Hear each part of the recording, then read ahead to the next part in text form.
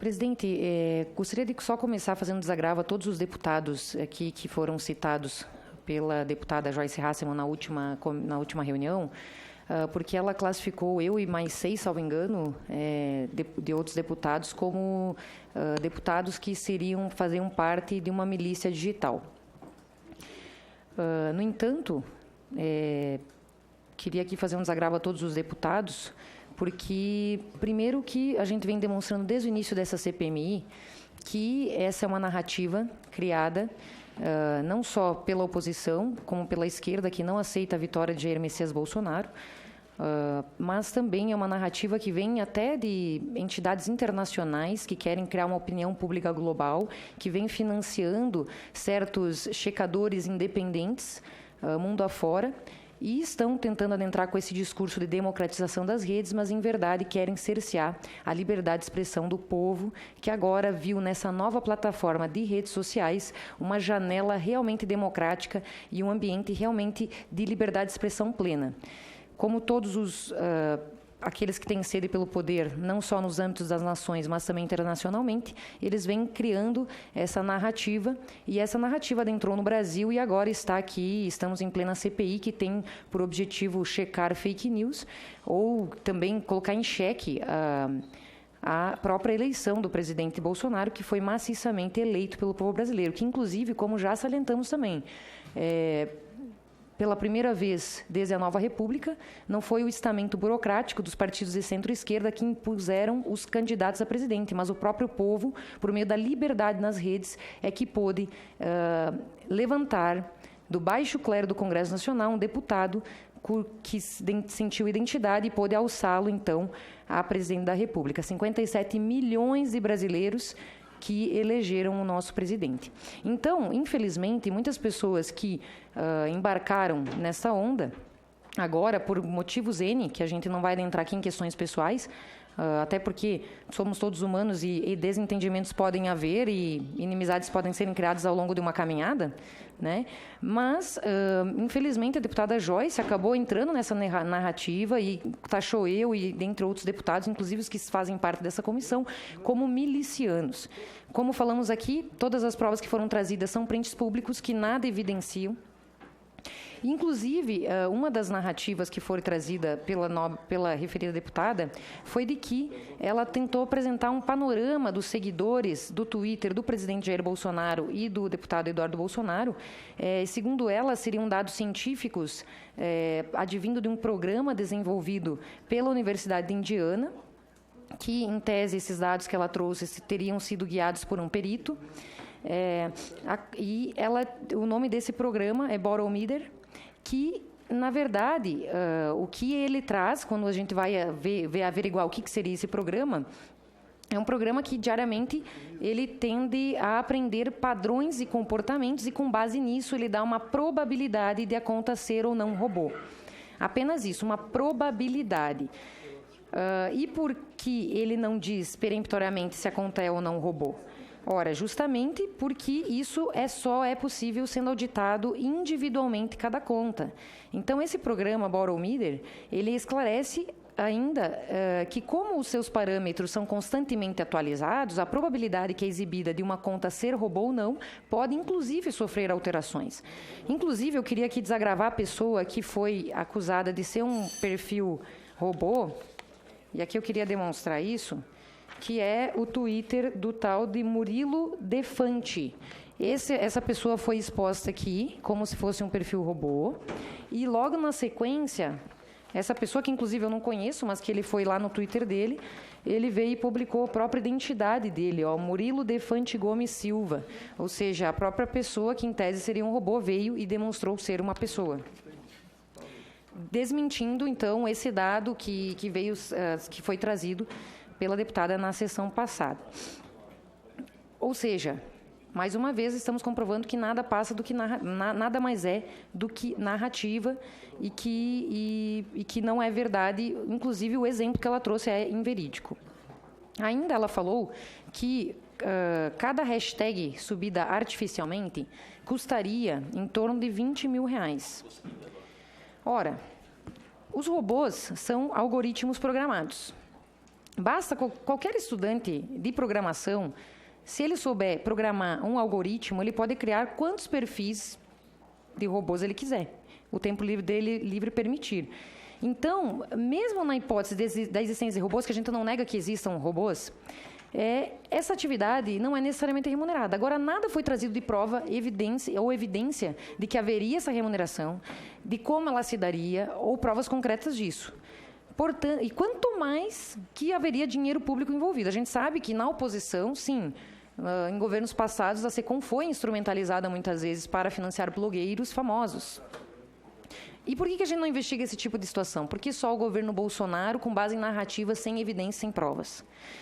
Enfim, outra coisa interessante que eu queria até comentar, que eu não sei se é de conhecimento do público aqui, mas que até o deputado Felipe Barros, que está aqui ao lado, comentou, foi de que a deputada Joyce, ela teria dado um jantar na casa de um amigo-irmão, que ela disse que era irmão, depois ela falou aqui que era amigo-irmão, que é um tal de Roberto Bertoldo.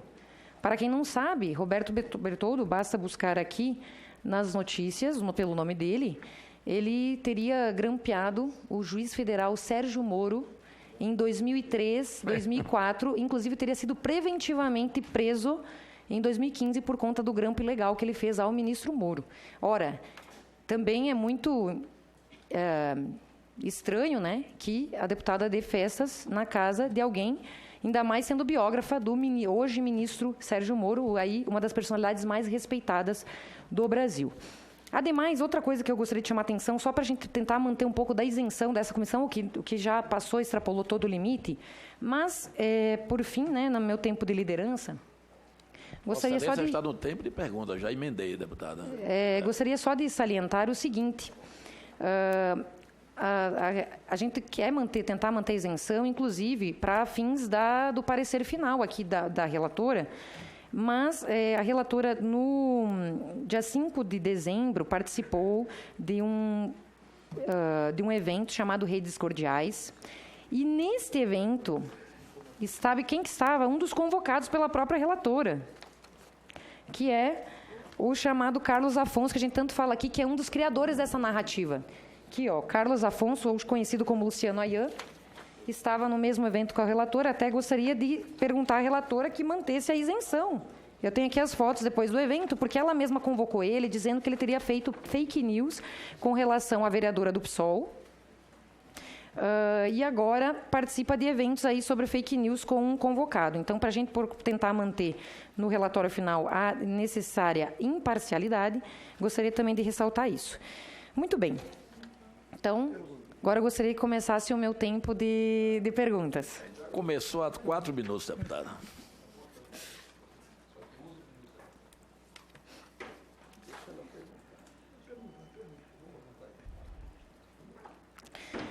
Muito bem. Cabe salientar aqui que, muitas vezes, essa comissão, desde o início, nós anunciamos que ela tem objeto indeterminado, que ela nem deveria existir porque não cumpriu os requisitos regimentais. Tentamos aí fazer ação judicial, inclusive, mas como ela já tomou uma proporção indevida, então cabe aqui esclarecer ao povo brasileiro que tem acompanhado essa CPMI sobre uma verdadeira... que vem naquela narrativa que eu trouxe no início da minha fala,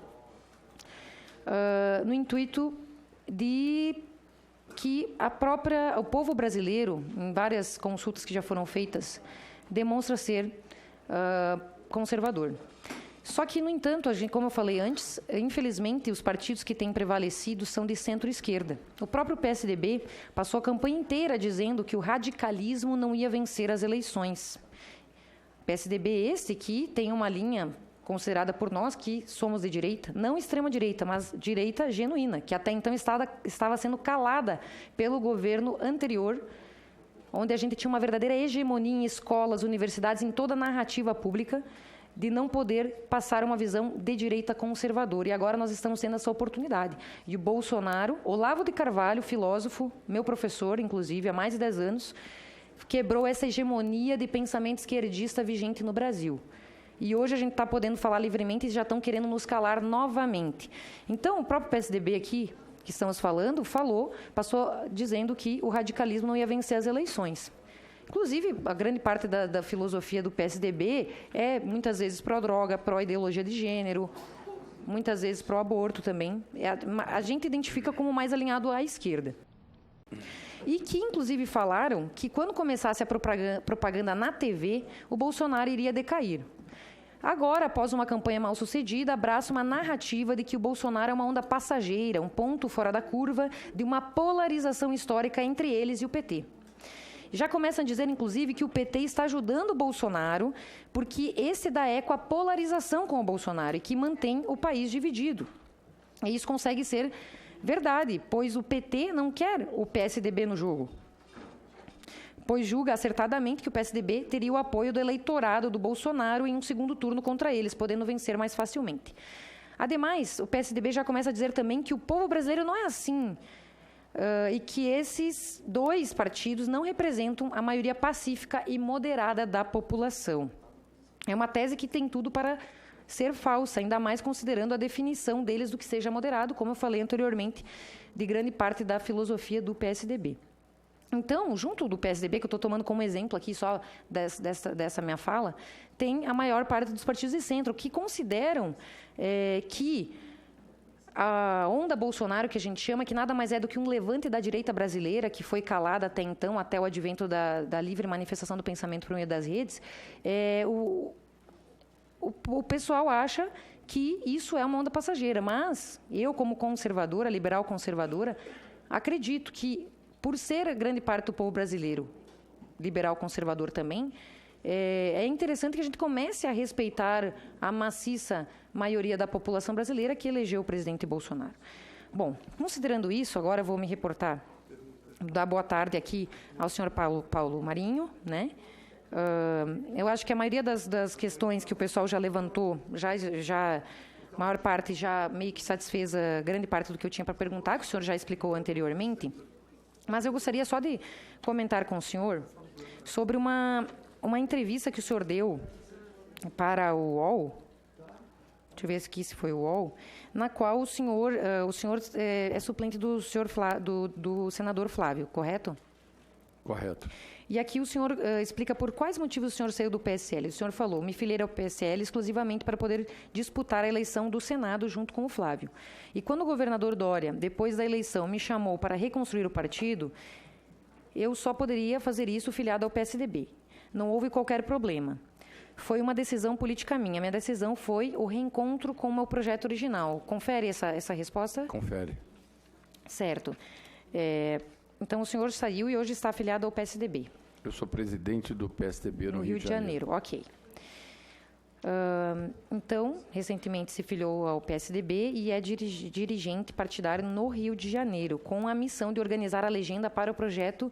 É uma missão também de reorganizar o PSDB para um futuro projeto presidencial aí do governo Dória? Gostaria de perguntar ao senhor Paulo Marinho. Pois não. O senhor considera que agora o senhor está alinhado? Senhor Paulo Marinho, o senhor considera que agora, ao migrar para o PSDB e ser o dirigente partidário, o senhor estaria mais vinculado a um projeto que teria mais a ver com o projeto Dória do que com o projeto Bolsonaro no atual momento? Deputada, na realidade eu vou dar um passo atrás. Em 2016, quando se ensaiou a candidatura do então prefeito João Dória à presidência da República, eu tentei criar um apoio no Rio de Janeiro para que o então prefeito João Dória pudesse se viabilizar internamente no PSDB para concorrer às eleições de 2018. E durante todo esse período de 2016, fizemos vários eventos no Rio de Janeiro em apoio à candidatura, à pré-candidatura do então prefeito João Dória à presidência da República. No final de 2017, meio de 2017, o próprio prefeito verificou que as condições internas do partido não iriam caminhar na direção da candidatura dele e ele decidiu, então, disputar a eleição para o governo de São Paulo. Nesse momento, pouco depois, eu fui procurado, novamente, eu já relatei isso aqui, pelo meu amigo Gustavo Bebiano, me convidando para que ajudasse na candidatura do capitão Bolsonaro. E aí tudo começou. Quando terminou a eleição do presidente Bolsonaro, ele já eleito, eu, como não tinha nenhuma identidade com o grupo político estou falando aí do ponto de vista partidário, tá certo? Não é uma questão... A eleição presidencial foi uma outra coisa. Ali era quem estava a favor do PT e quem estava a favor de que o PT, de haver uma mudança no comando do país depois que tantos anos que o PT governou. Enfim, e eu achei que aquilo era o melhor caminho para o Brasil. E aí fui convidado em fevereiro desse ano, pelo governador João Dória, para que eu ingressasse formalmente no PSDB e que eu assumisse a presidência do partido no Rio de Janeiro, que é uma unidade do PSDB que tem muito pouca representação, a ponto de não ter eleito um único deputado federal. Talvez seja o único estado do Brasil, devem ter outros, mas enfim, dos grandes estados do Brasil, que não trouxe para a Câmara de Deputados nenhum deputado federal eleito pelo PSDB. Então, o PSDB do Rio de Janeiro é uma legenda que sofre por ausência total de pessoas com valores políticos eleitorais para comandar o partido. E ele me fez esse convite, e eu achei que esse convite era, enfim, o momento de eu retornar ao meu projeto originário, de apoiar, enfim, o PSDB, o novo PSDB, como o governador costuma chamar. E, obviamente, primeiro, o grande objetivo nosso é disputar as eleições para a prefeitura do ano que vem. O PSDB vai ter candidato e o PSDB provavelmente vai eleger o próximo prefeito do Rio de Janeiro. Nós vamos ganhar musculatura, nós vamos subir para o andar de cima da política do Estado do Rio de Janeiro. O Rio de Janeiro precisa, com máxima urgência, uma salvação.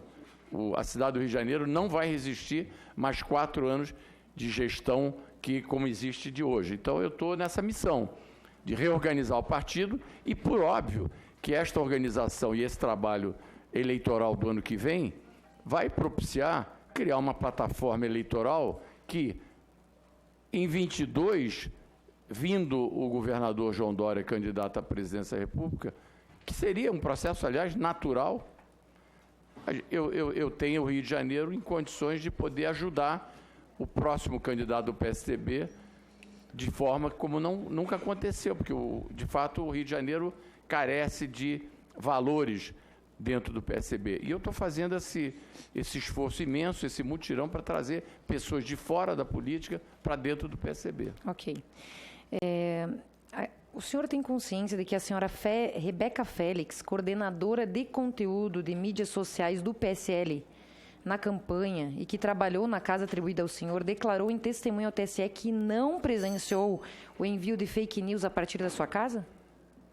Eu não tive acesso ao depoimento dela. Tem notícias correndo sobre isso também. Eu não tive acesso ao depoimento dela. Mas não o senhor conheceu ela na campanha? Tal? Eu conheci, eu tive com ela umas 2, 3 vezes. Ela declarou que não teria qualquer fake news partido da sua casa durante a campanha. Mas isso eu também já declarei hoje aqui. Ok, não, só para confirmar. E, inclusive, o senhor não considera que ela seria a pessoa mais correta para declarar se houve ou não, já que ela é coordenadora de mídia? Não seria mais interessante direcionar essas perguntas que direcionaram ao senhor a própria Rebeca, que coordenou as mídias do PSL na campanha? Eu acho que sim, porque, afinal de contas, eu não tive nenhuma ingerência nessa área, então, provavelmente, ela teria muito mais autoridade para responder e a resposta dela já foi dada nesse depoimento. Ok, era isso, presidente. Muito obrigado.